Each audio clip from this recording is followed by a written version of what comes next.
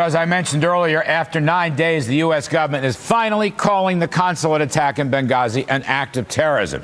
But here are the falsehoods being spread by Obama's UN ambassador, Susan Rice, during this past week. This is a response to a hateful and offensive video that was widely disseminated throughout the Arab and Muslim world. We do not have information at present that leads us to conclude that this was premeditated or pre-planned. We don't see at this point signs that this was a coordinated, planned, premeditated attack. In fact, what this began as was a spontaneous, not a premeditated, response to what had transpired in Cairo. All right, now all of a sudden they acknowledge it's a terrorist act. I want to know why Ms. Rice lied to the American public last week. Was it for political campaign reasons or what?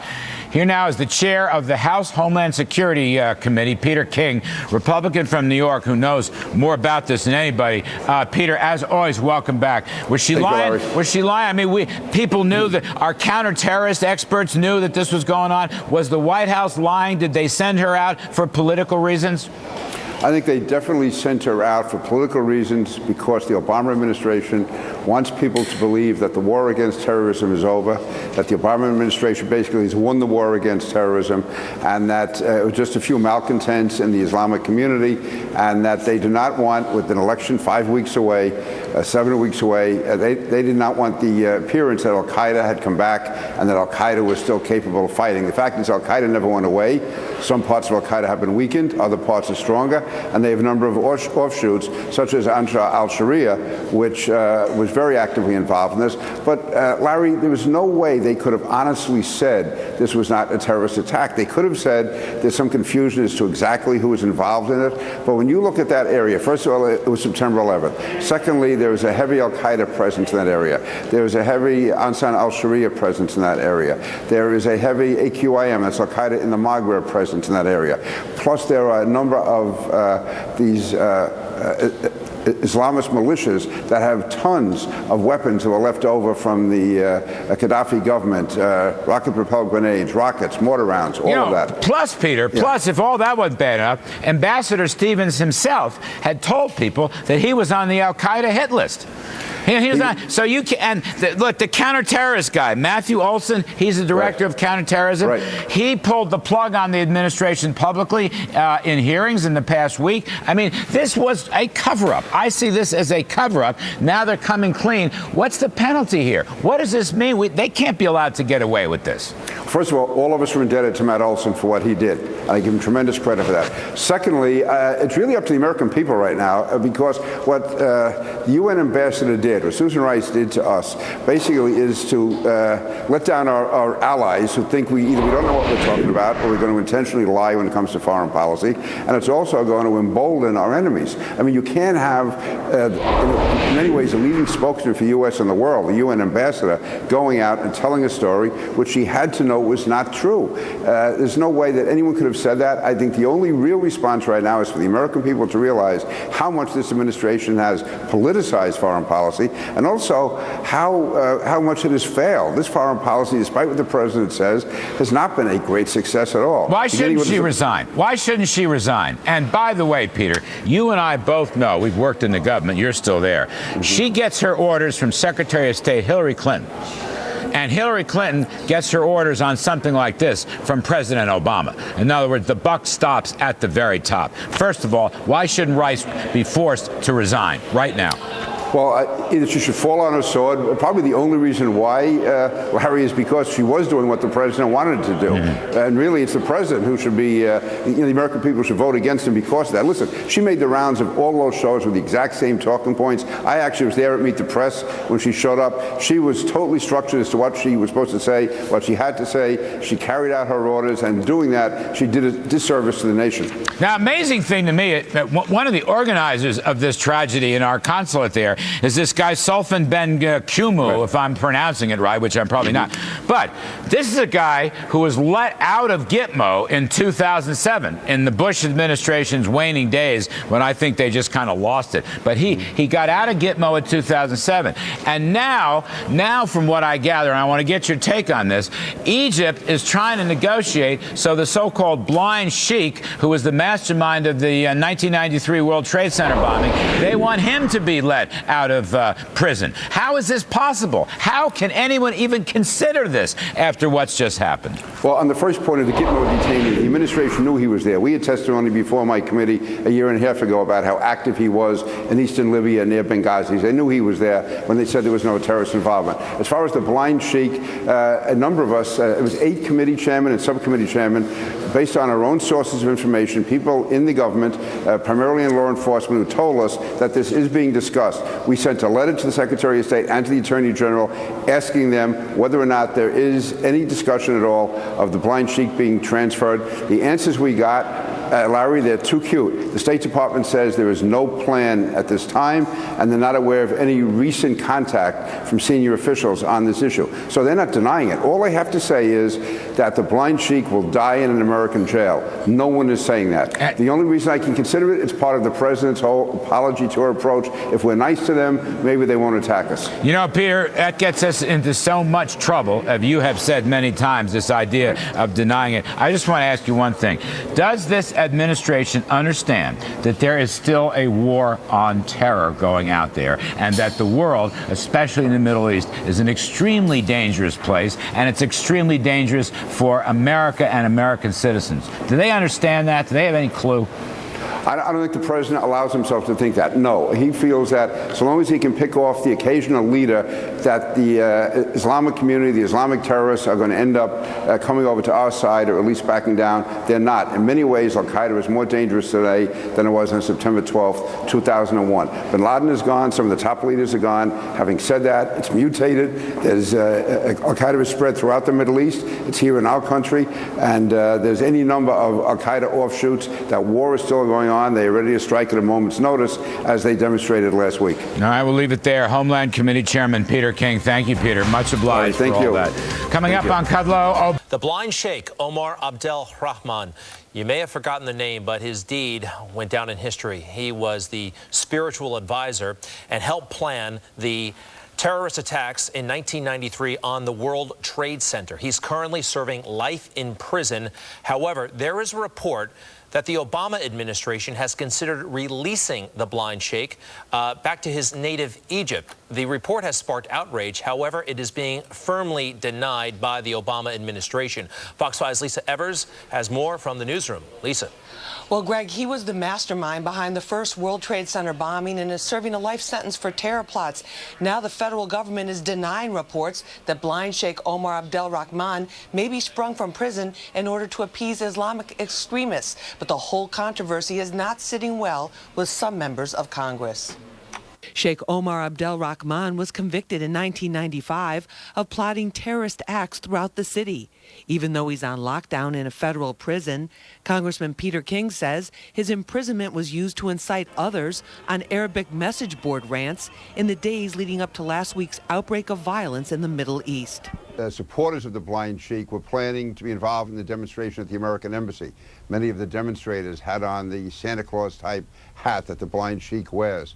King, who heads the Homeland Security Committee, claims that the Obama administration may be considering releasing the blind Sheikh to Egypt. King and other members of Congress wrote to Secretary of State Hillary Clinton demanding an explanation. We have not gotten a straight answer. What we get from the State Department is there is no plan to release the blind Sheikh. Well, they're not saying there's not going to be a plan tomorrow.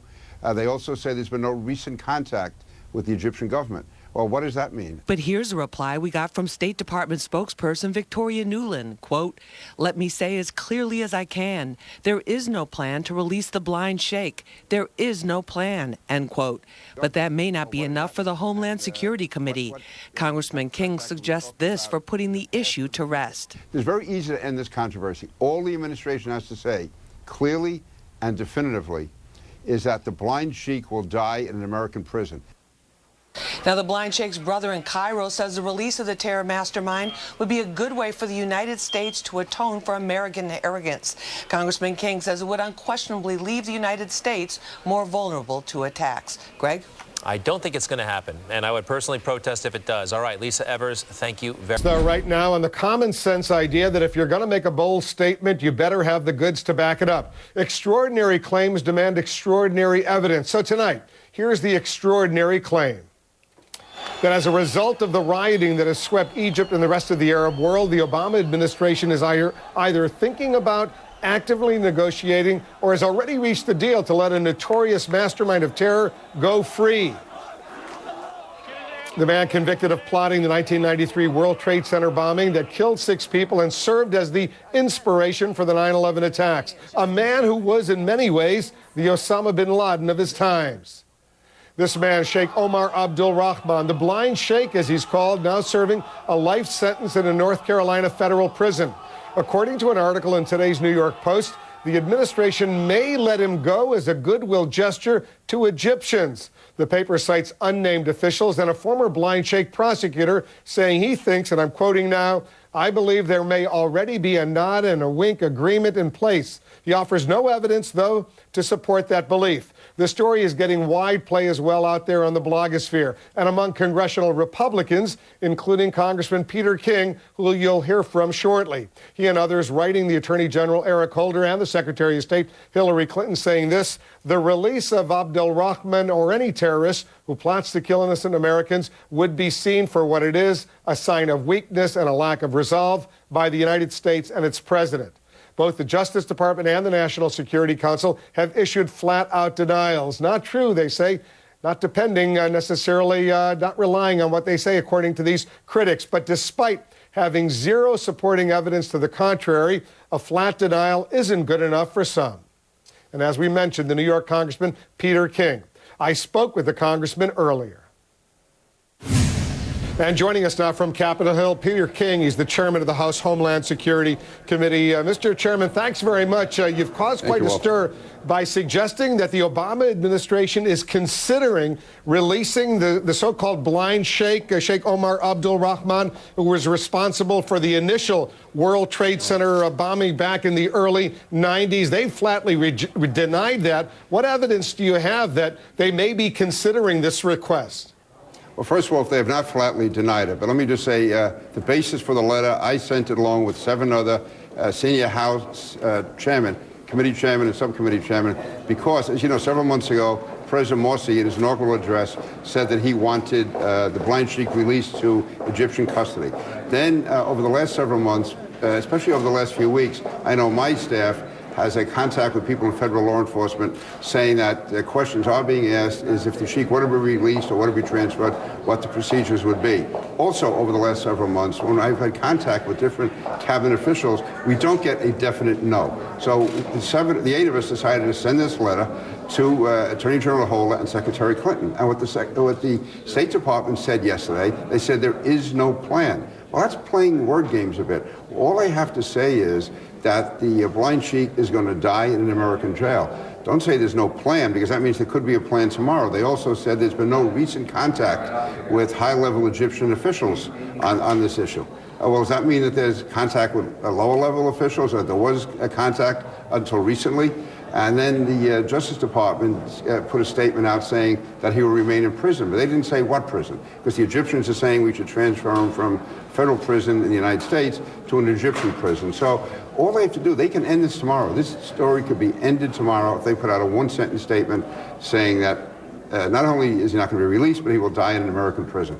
Well, let me put up on the screen, show the viewers the statements that the Obama administration so far has released. This from the Justice Department spokesman Dean Boyd. I'll put it up. The assertion that the blind sheikh may be transferred to Egypt is utter garbage. The blind sheikh is not being transferred to Egypt, nor is he being released. He is serving a life sentence in federal prison. Suggestions that there are discussions to transfer or release him are absolute garbage and completely false. Then a separate statement from the National Security Council spokesman, Tommy Viador. He said this: the blind sheikh is going to serve out his life sentence. There are no discussions about transferring him. These reports are wrong. And then finally, as you say, the State Department issued this statement. I'll play it for you once again. Listen to this. Let me say as clearly as I can, there is no plan to release the blind sheikh. There is no plan. To my knowledge, we have not been approached about it recently by any senior Egyptians. All right. Well, you got three statements from the Justice Department, the National Security Council, and the State Department saying it's not happening. Why do you suspect it still might be happening? Well, let's focus on the State Department statement. That does not say it's not going to happen. That was not unequivocal. It said there is no plan, and to the best of our knowledge, there has been no recent contact with the Egyptian government. Now, does that mean that there was prior contact with the Egyptian government that was not too recent? So that was certainly a very equivocal type answer. So if we get a clear, unequivocal statement, not just somebody saying it's garbage or anything else, we get the Attorney General or the Secretary of State to say emphatically that he will never, ever be released from an American prison and he will die in prison, that's a different story. So when the spokesman for the National Security Council says, and I'll put it up one more time, the spokesman for the National Security Council says the blind sheikh is going to serve out his life sentence, that seems like a pretty flat, firm statement to me.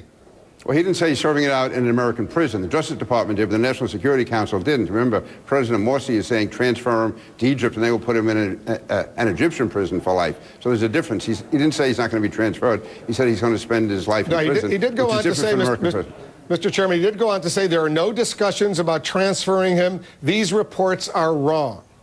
Okay, now the State Department yesterday said they don't have any knowledge of any recent discussions. So that implies that there were discussions. So again, they better get their act together. And one final question. The initial information that you have suggesting that there may be discussions underway, some consideration to releasing the blind sheikh. Can you share with us where you're getting this information?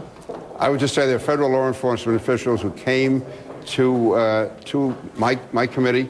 My committee staff, they've spoken with us. Others have had several similar conversations, and these are people who have no partisan agenda at all. They came to us, came to my committee staff because of their concern.